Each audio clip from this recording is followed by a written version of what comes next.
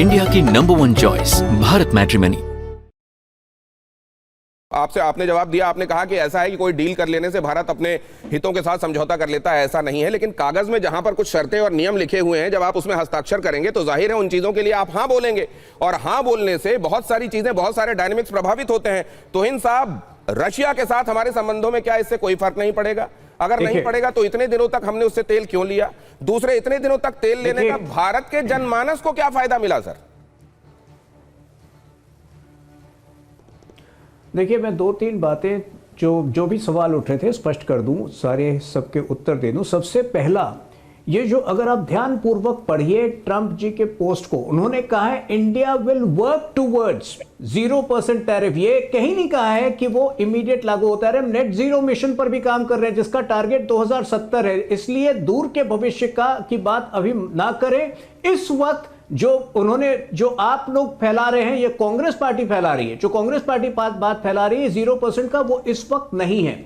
दूसरी बात, जहां तक ऑयल परचेज का सवाल है, इसमें भी भारत ने अपना रुख हमेशा स्पष्ट रखा है कि भारत की ऑयल कंपनीज मार्केट प्राइसेस को देखते हुए, मद्देनजर रखते हुए अपनी पॉलिसीज फॉर्मुलेट करेगी, और वो पॉलिसीज जो है कभी परमानेंट नहीं होती है, वो उस वक्त जो बेस्ट डील मिलता है उस पर आधारित होती है। और आज भी हम वही दोहराएंगे कि भारत की ऑयल कंपनीज अपने हितों की रक्षा करेगी। जहां तक रशिया से हमारे रिश्ते का सवाल है, प्रेसिडेंट पुतिन ने भी कहा है कि अगर भारत को अपने हितों की रक्षा के लिए कोई ऐसा निर्णय लेना पड़े जो फिलहाल जो मौजूदा परिस्थिति में रशिया के पक्ष में नहीं हो, तो रशिया में इतनी मैच्योरिटी है कि रशिया इस बात को समझेगी। लेकिन अभी भी हम जो कहते हैं स्पेक्यूलेशन के दायरे में बात कर रहे हैं। दोनों जो जॉइंट स्टेटमेंट आने वाला है, मुझे लगता है कि उसकी प्रतीक्षा होनी चाहिए। अन्य बातों को मंत्री जी ने स्पष्ट कर दिया है। फार्म सेक्टर को लेकर एक और अफवाह फैलाई जा रही थी कि हमने फार्मर्स के हितों को त्यागा है, वहां पर भी स्पष्ट रूप से हमने कहा है कि फार्म सेक्टर के हितों की रक्षा एकमात्र। तो आपने दो महत्वपूर्ण पॉइंटर्स कहे सर, ये पॉइंटर्स खो ना जाए, इन पर जवाब लूंगा। क्या ये चीजें एयर क्लियर करने वाले आपकी तरफ से पॉइंटर्स हैं? एक, आपने कहा कि इंडिया विल वर्क टुवर्ड्स, मतलब भारत इस दिशा में काम करेगा कि अमेरिका से आने वाले जो उत्पाद हैं उनमें 0 टैरिफ होगा। क्या ये खुद का पोस्ट देख लीजिए ना। नहीं, तो क्या ये मतलब आप क्या कह रहे हैं? इसमें अगर कोई टाइम लिमिट नहीं है तो ये 15 दिन भी हो सकता है, 1 महीने भी हो सकता है, 2 महीने भी हो सकता है, 6 महीने भी हो सकते हैं, 3 साल भी हो सकते हैं, इसमें समय। तो क्या इसको ऐसा कहा जाए कि भारत ने अमेरिका को एक तरीके से झुका दिया, लेकिन जैसे वो एडवर्टीजमेंट्स होते हैं जिनमें कंडीशन सप्लाई वाला एस्ट्रिक लगा होता है, क्या उस एस्ट्रिक के साथ इस पूरे मामले को समझना पड़ेगा? भारत ने अमेरिका को झुका दिया लेकिन नियम और शर्तें लागू, क्या इसको ऐसे देखना पड़ेगा? सिन्हा साहब, आपके पास लौटता हूं, लेकिन उससे पहले भारत अमेरिका ट्रेड डील में क्या है, इंपॉर्टेंट चीजें क्या है, वो जरा देखिए। और इसीलिए हम यहां पर कह रहे हैं कि झुका अमेरिका, लेकिन क्या ये कंडीशन सप्लाई के साथ है? टैरिफ में भारी कटौती है। अमेरिका ने टैरिफ 50% से घटाकर 18% किया। आप जानते हैं 25% पहले था। अगस्त 2025 में ये प्यूनिटिव टैक्स लगाया गया था 25% का, कि आप रशिया से तेल ले रहे हैं, 25% का और टैक्स लगेगा। ये इस तरीके से टैरिफ पहुंच गया था 50% तक। अब ये 25 प्यूनिटिव वाला हटा और फर्दर कम किया गया, तो ये आ गया 18% तक। अब अमेरिका में भारत के सामान पहले के मुकाबले जाहिर है इससे सस्ते हो जाएंगे और भारतीय निर्यातकों को इससे बड़ा बल मिलेगा। और यह भी आपको बताता चलूं कि भारतीय बाजारों ने आज इसका स्वागत किया है, और भारत का रुपया भी डॉलर के मुकाबले जैसे गिरता हुआ हम देख रहे थे, उसमें मजबूती आई है। तो क्या एक तरीके से ये वो बड़े संकेतक हैं जो बता रहे हैं कि ये डील भारत के हित में? आप देखिए जरा, ट्रंप का दावा भारत रूस से तेल खरीद बंद करने या बहुत कम करने पर सहमत हो गया है, मतलब ये नेग्लिजिबल होगा या फिर एकदम बंद होगा। ट्रंप का यह भी दावा है कि भारत अब अमेरिका और वेनेजुएला देशों से तेल और गैस खरीदेगा, वहां से अपनी ऊर्जा जरूरतें पूरी करेगा। अब जरा इसमें यह भी देखिए, अगले कुछ सालों में $500 अरब का सामान खरीदने का वादा है। अगले कुछ सालों में $500 अरब का सामान खरीदने का वादा, यह जो कहा जा रहा है विपक्ष की तरफ से, यह कहा जा रहा है कि क्या पूरा का पूरा ज्यादातर आयात अब हम अमेरिका से ही करने वाले हैं क्या? और क्या यह बड़े ट्रेड डेफिसिट को जन्म देने वाला है अमेरिका और भारत के बीच में होने वाले ट्रेड को के संदर्भ में?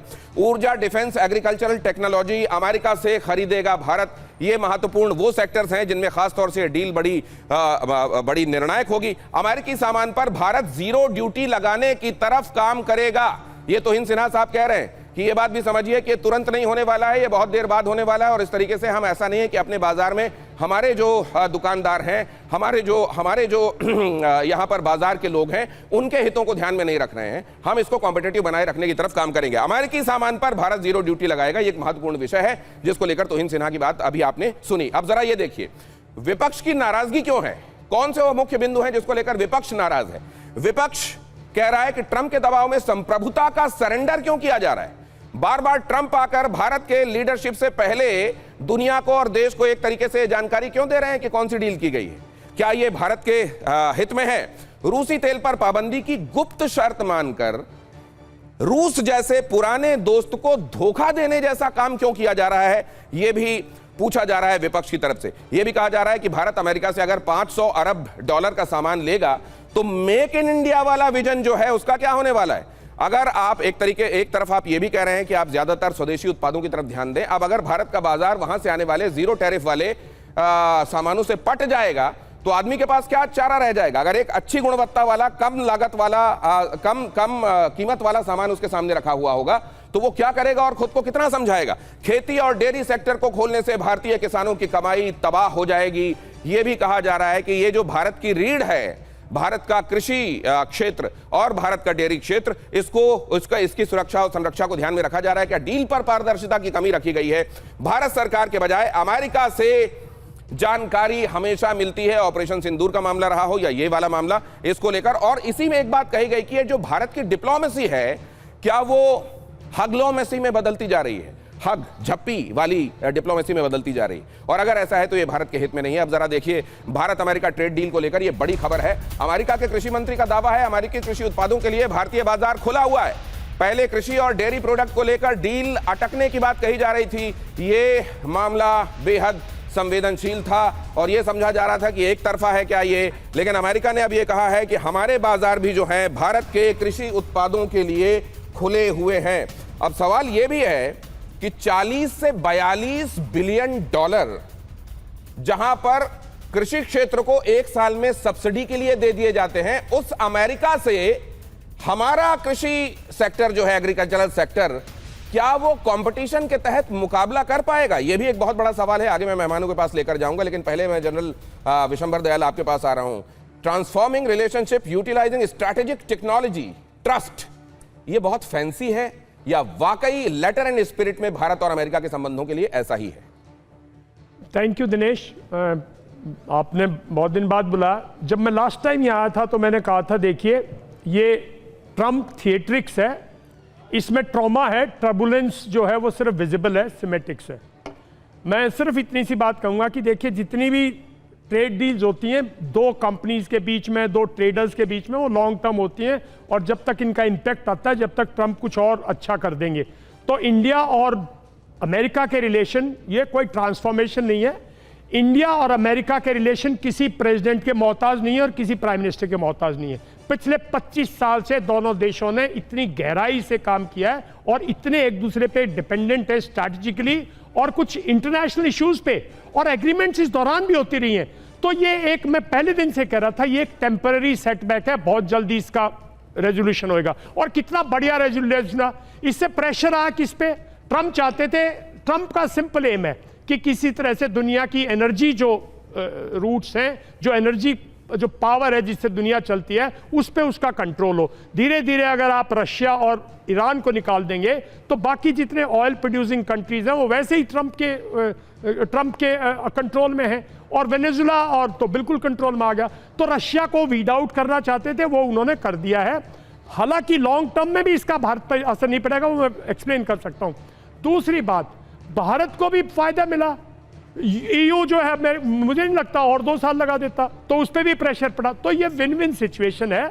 इसकी जो फाइनलिटीज हैं वो शायद सामने आएंगी। जहां तक रिलेशनशिप की बात है, नहीं, मैं तो आपके पास, आप टेक्नोलॉजिकली, आज आप टेक्नोलॉजिकली रियली आप टेक्नोलॉजी, बिकॉज आपने उनसे लेटेस्ट टेक्नोलॉजी के वेपन सिस्टम्स लिए हैं, उनकी अभी तक पूरे वेपन सिस्टम्स आए भी नहीं हैं, उनकी मेंटेनेंस है, उनके लंबे तौर तक इस्तेमाल है। तो वो टेक्नोलॉजी जो है वो आप लेंगे तो, और इंडिया से भी कुछ टेक्नोलॉजी शायद जाएंगी। तो टेक्नोलॉजी को मत देखिए, सिर्फ ये देखिए कि जो पॉलिटिकली, जो स्ट्रैटेजिकली और दुनिया में जो हो रहा है उसमें भारत को अमेरिका की वो है नीड और अमेरिका को भारत की। लेकिन आज अब रशिया कुछ नहीं कहेगा क्योंकि रशिया के हालात ऐसे हैं। आज रशिया के हालात ऐसे हैं, जो मिल रहा है ठीक है क्योंकि वो आइसोलेट होता जा रहा है। सीधा सीधा लेकिन एक टाइम आएगा जब रशियंस बोलेंगे, Su-57 को लेकर हम जिस तरफ बढ़ रहे थे, Su-57 के मामले में आज नहीं बोलेगा रशिया, एक दिन रशियंस बोलेंगे। रशिया जो है वो लॉन्ग टर्म स्ट्रेटेजिक पार्टनर है, लॉन्ग टर्म रिलेशनशिप है, आपके साथ खड़ा रहा है। अगर आप कोई भी आज वीकनेस जब दिखा रहे हो उनकी पब्लिक को, आज नहीं बोलेंगे। मैं ये जानना चाह रहा हूं, एक तरफ अमेरिकी सदा सहता है और दूसरी तरफ रशिया की टाइम टेस्टेड फ्रेंडशिप है। इंडिया की नंबर 1 चॉइस भारत मैट्रिमनी।